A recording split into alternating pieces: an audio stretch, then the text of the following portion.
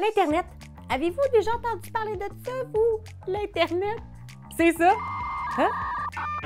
L'Internet, là, a révolutionné des milliers d'industries dans les dernières années. Aujourd'hui, tu peux faire ton épicerie en ligne, tes impôts en ligne, ton lavage en... Ben non, je sais pas. Ben oui, je peux faire mon lavage en ligne. Wow! Mais à travers toutes ces révolutions, le jeu de société est resté un modèle d'expérience réelle. Tu sais, je veux dire, des vraies cartes sur une vraie table avec des vrais humains. C'est ça l'expérience d'un jeu de société, non? Mais pourtant, on voit de plus en plus de fans de jeux se tourner vers des plateformes digitales pour vivre leur hobby préféré. Des jeux célèbres comme Magic, Monopoly, Terraforming Mars voient leur version virtuelle devenir presque plus populaire que leur alter ego en carton. Les amateurs et amatrices de jeux de rôle se retrouvent de plus en plus sur des tables virtuelles pour détrousser des gobelins. Puis des sites comme Board Game Arena deviennent des réseaux de rencontres pour la communauté mondiale des fans de jeux de société. En passant, cette vidéo est un partenariat avec Board Game Arena, ou BGA pour les intimes. Vous trouverez plus d'infos sur la plateforme dans la description. Alors oui, aujourd'hui, je vous présente les 5 avantages de jouer en ligne à vos jeux de société préférés. Puis on s'entend là, mon but c'est pas de vous dire de brûler vos copies physiques, non, non, non. C'est de piquer votre curiosité sur les avantages insoupçonnés du jeu virtuel. Puis si après ça, vous voulez plus de vos copies physiques, envoyez-moi-les. J'aime ça les jeux. Sauver du temps. Il faut se l'avouer, là, trouver un moment pour jouer, c'est pas toujours facile. Il y a le travail, la famille, les longs moments de crise existentielle passés à méditer sur nos erreurs. On a des vies très occupées, hein? Puis ça, c'est un des très gros avantages du jeu en ligne. Si tu prévois une partie de D&D à 20h, là, tu peux courir devant ton ordi en jogging avec une tasse de thé à 19h59. Sur Board Game Arena, tu peux même démarrer des parties en tour par tour. Le match, il n'est pas en temps réel. Les joueurs et joueuses font leur tour quand ça leur tente. Ça, c'est tellement le fun, là. Je peux faire mon move dans l'autobus le matin, à la pause au bureau ou dans la douche le soir. Ouais, peut-être pas dans la douche. Hein? Puis le plus beau là, avec ce type de mode de jeu, c'est que si j'ai envie de réfléchir pendant 20 minutes à mon tour, je peux vivre l'analysis paralysis. Fini de vivre le moment malaisant où je force mes collègues à me fixer en silence pendant que je sue en regardant mes cartes. Encore mieux, quand tu joues en virtuel, t'as pas besoin de prendre 40 minutes pour trier les cartes, puis sortir le paquet action, puis retirer les cartes numérotées 219 à 222, puis non! À peu près tous les jeux virtuels font leur mise en place automatiquement. Un clic de souris et hop!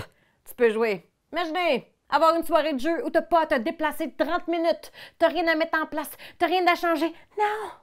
Non! Juste le plaisir de jouer. Alors, si vous vous êtes déjà dit « J'aimerais ça jouer à des jeux, mais j'ai pas le temps », ben peut-être regarder du côté des jeux virtuels. Jouer avec des gens de partout dans le monde. Je sais pas si je suis la seule là, à vivre ce phénomène-là, mais quand j'étais jeune, tous mes amis vivaient à 15 minutes de marche de chez moi. C'était tellement facile de les voir en personne pour jouer. Puis, avec le temps, on s'est tout éloigné. Géographiquement, le travail, la maison, l'appel de la nature. On a toutes nos raisons, hein? Puis pendant longtemps, je voyais ça comme une fatalité. Mathieu, il vit à Québec maintenant. C'est plate, mais c'est la fin. Il est passé de l'autre côté. C'est plus comme ça aujourd'hui. Dans mon groupe de jeux réguliers, j'ai des gens qui vivent à Québec, à Shawinigan, Montréal, à Matane. J'ai même un groupe de jeux de rôle 100% européen. Puis pour vrai, les jeux, c'est une bonne excuse pour renouer avec des gens. Ou pour se faire des nouveaux amis. Proposer une vidéoconférence pour juste jaser avec quelqu'un, ça fait bizarre, hein? Bon, je sais pas si c'est moi qui est traumatisé par la pandémie, là, mais inviter quelqu'un à rejoindre un groupe de jeux en ligne, ça c'est une main tendue, c'est une activité. Renouer avec vos amis qui vivent plus près de chez vous. Puis tu sais, ça arrive aussi que votre entourage aime pas les mêmes jeux que vous. Tu sais, moi j'adore Harmonie, puis je bats toujours mes amis quand je joue avec elles. Sur Board Game Arena, j'ai pu trouver des joueurs et joueuses de mon calibre parce que je suis devenue trop forte. C'est un problème. C'est pas cher. Avez-vous regardé le prix d'un gros jeu euro dernièrement? Ou la contrepartie de base d'un Kickstarter populaire? Ça n'a pas de sens. Collectionner les jeux, c'est rendu aussi cher que de collectionner des pépites d'or. Fait que tu sais, là, si je vous dis que la version numérique de Gloomhaven se trouve parfois en dessous de 20 $, ben je comprends que certains et certaines finissent par choisir la version virtuelle. Surtout si elle se met en place tout seul puis qu'elle prend pas 3 mètres de long dans la bibliothèque. Allez jeter un coup d'œil aux applications de jeux de société sur votre iPad puis votre téléphone, puis vous allez voir qu'elles sont toutes plus abordables que leur version physique. C'est presque devenu un passage obligé. Les nouveaux classiques du jeu ont toutes une application, souvent très abordable. Puis encore mieux, des sites comme BGA vous proposent de jouer gratuitement à toute une grosse banque de jeux. Oui, oui, oui! Allez exécuter leur catalogue, là, puis vous allez voir là, plein de jeux hot dont tout le monde parle, gratis! Fait que faites le calcul, hein. Des centaines de dollars d'un côté versus gratuit de l'autre. Je répète, très cher ou pas cher pantoute. Disons que juste ça, là, ça va convaincre beaucoup de gens de jouer en ligne. Ambiance. Un des aspects les plus sous-estimés du jeu en ligne, c'est que vous jouez dans un environnement contrôlé. Tu sais, là, ça vous est-il déjà arrivé d'aller jouer chez un ami puis de réaliser que c'est pas un environnement propice à la détente, au calme et à la réflexion? Les trappes sont trop petites, les colocs sont trop bruyants, les enfants qui refusent de dormir, les inconnus qui vous toussent dessus d'un pub ludique. Ben, tout ça, là, ça peut avoir son charme. Mais je suis de ces personnes qui aiment avoir leur bulle.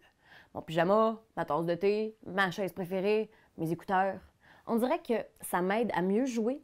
Puis le plus beau, c'est que je peux mettre la musique de mon choix pendant la partie. Je peux écouter du death metal suédois pendant qu'on joue à Catan. Bon, je sais pas pourquoi, là, mais moi, ça fit dans ma tête à moi. Là. Ah, puis je peux manger des Cheetos à grande poignée, puis je risque pas d'abîmer les cartes ou de me faire juger. C'est mieux que les réseaux sociaux. Puis là, je sais que certains et certaines d'entre vous hurlent au scandale. N'importe quoi! On passe nos vies sur nos écrans! Pourquoi c'est qu'on devait vivre des loisirs là-dessus en plus? Très déçu! Moi, quand même, m'abonner à votre page parce que vous propose des vidéos intéressantes et rigolotes.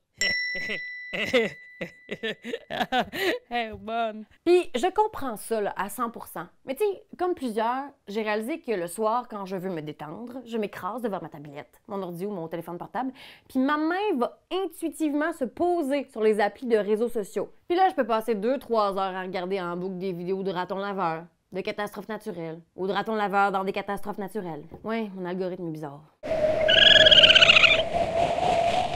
Et puis depuis que je me suis trouvé un groupe pour jouer sur BGA, quand je me couche pour perdre mon temps le soir, plutôt que de consommer des heures de vidéos insipides, là, je fais un move sur une de mes parties en ligne.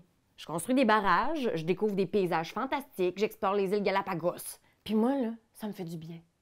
Sentir là, que le temps que je perds en ligne est passé à réfléchir, à créer, à interagir plutôt qu'à consommer passivement des niaiseries, là, ça me donne l'impression que mon écran est un peu moins une source de déprime. Mais ça veut pas dire que je regarde pas des ratons laveurs une fois de temps en temps. Et voilà, les 5 gros avantages du jeu en ligne. Moi, je suis curieuse, là. Est-ce que vous jouez en ligne de votre côté? Est-ce que j'ai piqué votre curiosité? Puis tu sais, il n'y a rien qui peut battre la réelle connexion humaine du jeu de société en personne, là. Mais moi, je pense, c'est pas parce que c'est en ligne que c'est moins vrai. N'hésitez pas à cliquer sur les vidéos que je vais mettre ici à la fin si vous voulez en savoir plus sur Board Game Arena. Bye! Like, commentez, c'est juste ça qu'on te demande. Hey, come on, t'as aimé le vidéo? Hey, y'en a plein ici qui pourraient être trop cool. Abonne-toi, like donc, pis vas-y, donne des commentaires, on en veut des tonnes. Tu veux devenir mon patron? Va sur Patreon. Va sur Patreon. Hey! Ho!